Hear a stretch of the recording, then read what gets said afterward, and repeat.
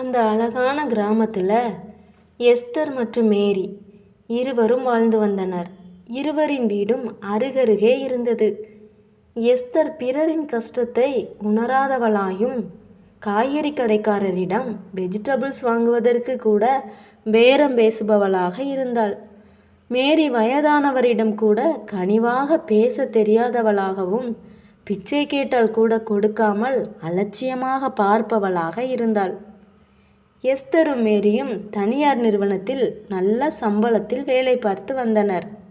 Esther தனது வீட்டை concrete வீடாக பெரியதாக வீண் பெருமைக்காக கட்டினாள். அதனை தனது தோழி மேரி மற்றும் மற்ற தோழிகளுடன் கொண்டாடினாள். அவற்றை கண்ட மேரி தானும் சலித்தவள் அல்ல என்பதற்காக ஒரு காங்கிரீட் வீட்டை கட்டினாள். பின்பு எஸ்தரையும் மற்ற தோழிகளையும் அழைத்து மேரி அவர்களுக்கு விருந்து செய்தாள்.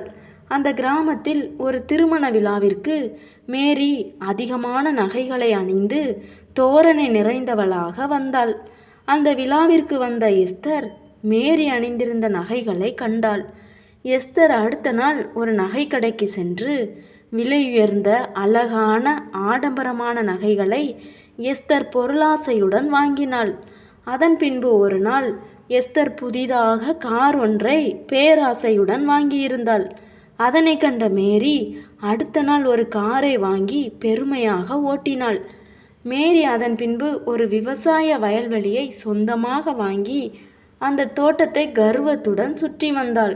அதனைப் போலவே எஸ்தரும் ஒரு தோட்டத்தை மேரிக்கு போட்டியாக வாங்கி அந்த தோட்டத்தை ஆணவத்துடன் பார்த்தாள்.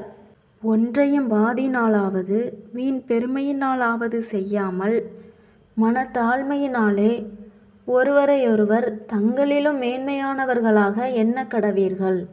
இந்த வசனம் எந்த வேத பகுதியில் எந்த அதிகாரத்தில் உள்ளது என்பது தெரிந்தால் கமெண்ட் செக்ஷனில் பதிவிடவும்.